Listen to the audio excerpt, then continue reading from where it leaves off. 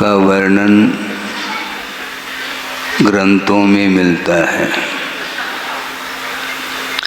समोषण की क्या विशेषता, उसकी क्या महिमा, इसका सर्वांगीण वर्णन प्रदमान योग आदि ग्रंथों के माध्यम से अवगत हो जाता है।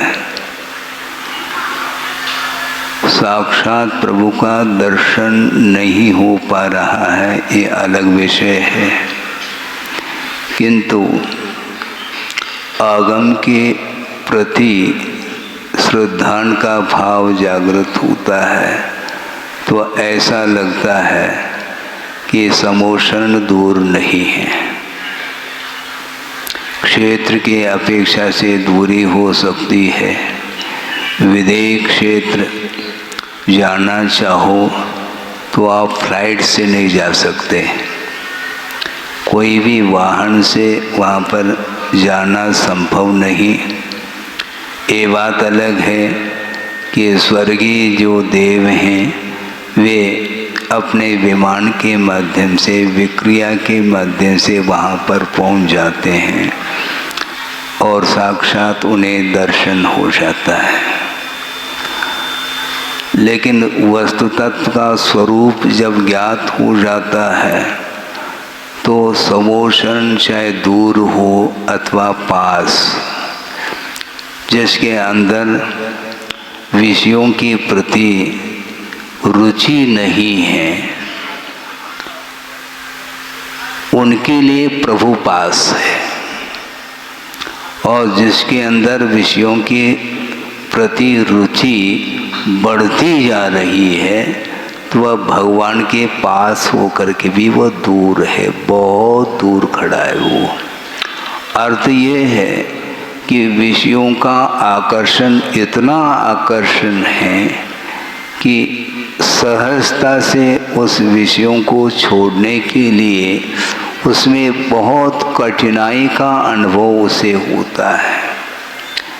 अभी चर्चा चल रही थी आर्यिका संघ के बीच में, तत्व चर्चा के दौरान हे उपादेय,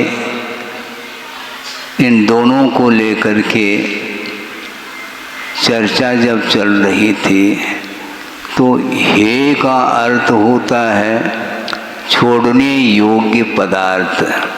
आप बैठिए जल्दी, हाँ, क्योंकि आपके प्रति आकर्षण दूसरों का हो जाता है।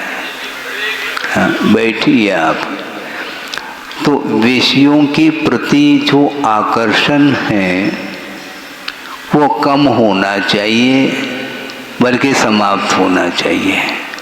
समाप्त तो नहीं हो पाता, लेकिन निरंतर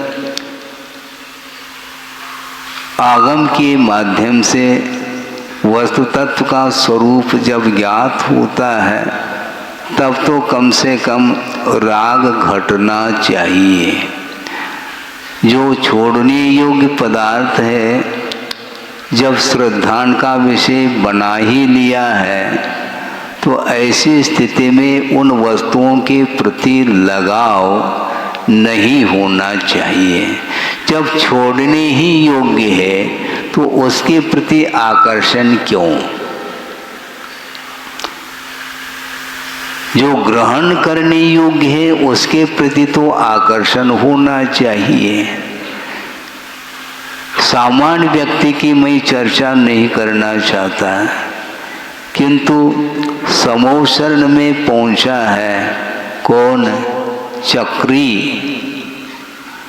वहाँ जाकर के दिव्य ध्वनि का श्रवण कर लिया, साक्षात प्रभु का दर्शन कर लिया, प्रभु की स्तुति भी कर ली और बैठा है, धर्म श्रवण कर रहा है। इसके बाद फिर वहीं बैठा रहता है। क्यों? बाहर जा रहा है तो भगवान से बढ़ करके और कोई वस्तु है क्या? बाहर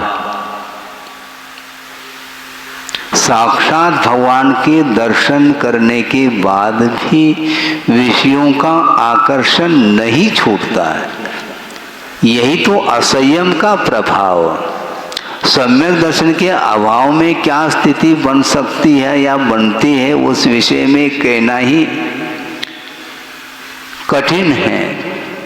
कहाँ तो क्षायिक सम्यक्त्व है, हे को हे, उपाधि को उपाधि के रूप में गाढ़ श्रद्धान हो गया, वह सम्यक दर्शन छूटेगा नहीं।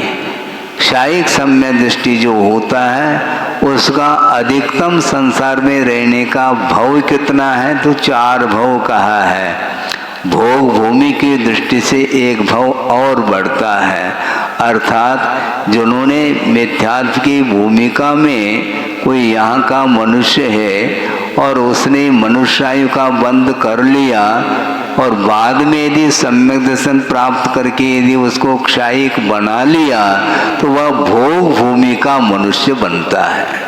तो वर्तमान का एक भोग भूमि का भव और भोग भूमि से सीधा देवगति को प्राप्त करता है, वो एक भव, और वहाँ से सीधा मनुष्य बन करके मुक्त होता है। इस प्रकार क्षायिक सम्यक दृष्टि का वह संसार में रहने का जो भव काल है, वह भव की विवक्षा में मात्र 4 भव है। इसके बाद भी उसका आकर्षण विषयों के प्रति छूट नहीं रहा है। भगवान के निकट पहुंचने के उपरांत भी श्रद्धान में प्रगाढ़ता आ गई। सम्यक दर्शन कभी भी उसका एक पल भर के लिए भी छूटेगा नहीं, किंतु असंयम का ऐसा प्रभाव है कि प्रभु के दर्शन करने के उपरांत भी विषयों की ओर उसका उपयोग चला जाता है और समोसन से वह बाहर जा रहा है। कहाँ? हवेली। वहां पर क्या है? कोई प्रभु है क्या वहां पर? है प्रभु की फोटो हो सकती, प्रभु तो है नहीं। हो सकता है कोई बिंब स्थापित किया हो तो फिर भी ठीक है। बिंब के दर्शन करने की क्या आवश्यकता है? जब साक्षात ही प्रभु का दर्शन कर रहे हैं तो बिंब की भी आवश्यकता नहीं पड़ती उसको। लेकिन बिंब को लेकर के नहीं, किंतु वहां पर जो कुछ भी विशेष सामग्री है वह सामग्री उसको बुला रही है, जल्दी आ जाओ, बहुत समय हो गया। और वह राजगद्दी पर बैठता है। प्रभु सिंहासन पर विराजमान होते हुए भी उस सिंहासन की ओर उनकी कोई दृष्टि नहीं, किंतु चक्री की दृष्टि अभी भी राज्य करने की है। ये संयम का प्रभाव नहीं, असंयम का प्रभाव है। और असंयम की भूमिका में राग का पूर्णतः अभाव नहीं हो सकता।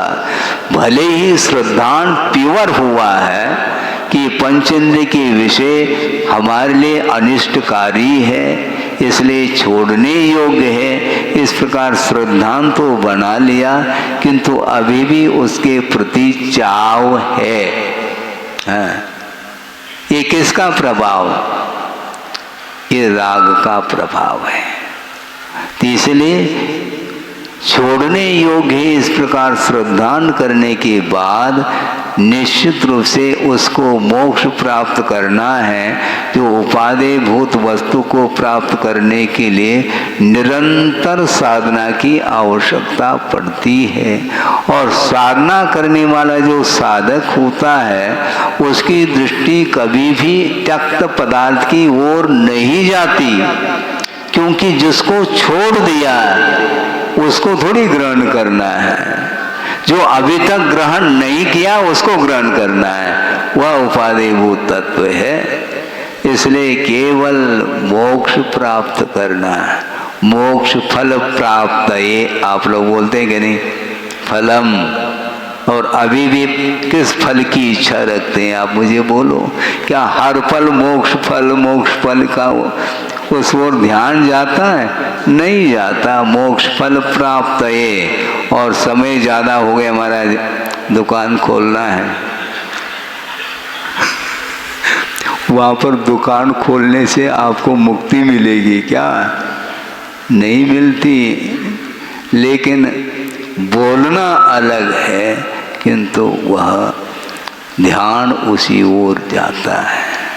श्रद्धान होते हुए भी राग को छोड़ने के लिए बहुत पुरुषार्थ करने की आवश्यकता है। अनंत संसार के लिए कारणभूत जो राग था उसको तो समाप्त कर लिया, जिसको अनंतानंदी कषाय बोलते हैं। इसके बाद भी जो अन्य जो कषाय हैं वह असंयम की भूमिका में वह सताती रहती है, चैन नहीं मिलता उसको। इसीलिए बार बार उपयोग उसी ओर जाता। इसलिए हमने चक्री का उदाहरण दिया। सोचो, विचार करो, उसको नियम से मुक्ति मिलेगी। चक्रवर्ती, ये बात अलग है, हुंडाव सर्पने के दोष के कारण 2 चक्री अधोगति के पात्र बने हैं, एक शुभम चक्रवर्ती और एक ब्रह्मदत्त चक्रवर्ती। किंतु वैसे देखा जाए, चक्रवर्ती या तो स्वर्ग जाता है अथवा मोक्ष जाता है, और कोई गति नहीं उसकी। तो इसीलिए ये सब कुछ बड़े बड़े पद मिलने के उपरांत भी, और जो बड़े बड़े पद मिलते हैं वो त्याग के फलस्वरूप मिलते हैं।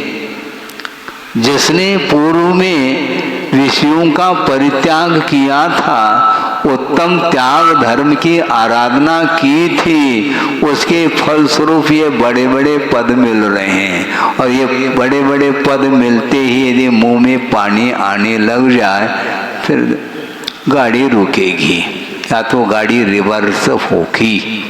इसलिए इन पदों के प्रति कोई लालसा नहीं होनी चाहिए, कोई आकर्षण नहीं होना चाहिए। यदि कोई पद है, शाश्वत पद है, तो मोक्ष पद। इसलिए मोक्ष पद को प्राप्त करने के लिए आराधना करनी चाहिए, चाहे वह श्रावक हो, चाहे वह श्रमण हो। इन सब का उद्देश्य एक ही होता है, होना चाहिए कि अनंत काल से मैं बंधन का अनुभव कर रहा हूँ, पराधीनता का अनुभव कर रहा हूँ, परतंत्रता का अनुभव कर रहा हूँ। इसलिए स्वतंत्र जो अवस्था है, स्वाधीनता, उसको प्राप्त करने के लिए ही देव गुरु शास्त्र की उपासना की जाती है। सोचो, विचार करो, संयम कितना दुर्लभ है, देश संयम की भी कितना दुर्लभ है। मनुष्य पर्याय में संयम को धारण करने के लिए अवसर प्राप्त होता है, देश संयम को धारण करने के लिए अवसर प्राप्त होता है, किंतु काल बहुत थोड़ा है और असंयमी के लिए काल ज्यादा। असंयमी के लिए काल बहुत ज्यादा है। स्वर्गों में देखो सागरोपम आयु है और वहाँ संयम की गंध तक नहीं आती। सौधर्मेंद्र हो अथवा कोई सामान्य देव हो, उनका जो जीवन है और सम्यक दर्शन के साथ व्यतीत होते हुए भी संयम का अनुपालन वहाँ पर नहीं कर सकते, क्योंकि संयम के अनुपालन करने के लिए जो वातावरण अपेक्षित है वहाँ पर नहीं है। महाराज, वहाँ पर क्या है? वहाँ पर कौन सी प्रतिकूलता है? प्रतिकूलता नहीं, किंतु इतनी अनुकूलता है कि संयम को भूल जाएगा वो। प्रतिकूलता बिल्कुल नहीं, वहां पर मच्छर भी नहीं है, हाँ, वहां पर दास मच्छर है, वहां पर विकलेंद्री है नहीं, द्विंद्री तीनेंद्री, बिच्छू सर्प व्याघ्र आदि, वहां पर कोई भी वन्य पशु है ही नहीं।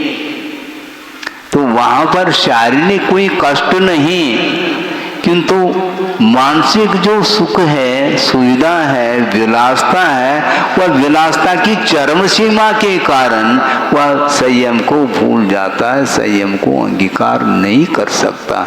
इसलिए गुरुदेव का ये कहना है, ज़्यादा अनुकूलता की बात मत करो, क्योंकि अनुकूलता में भगवान को भी हम भूल जाते हैं। और थोड़ी सी प्रतिकूलता आ जाए, हे भगवान ऐसा कौन सा कर्म का उदय आ गया, तो उस समय भगवान को याद करता है। कष्ट में तो भगवान को याद करता है और सुख की घड़ियों में भगवान को भूलता है। इसलिए ज़्यादा साता की आवश्यकता नहीं। और नीचे असाता की चरम सीमा है नरकों में, इसलिए भी वह संयम का अनुपालन नहीं कर सकता। इसलिए मनुष्य जीवन में मीडियम है, बैलेंस है, न ज़्यादा दुख है न ज़्यादा सुख है।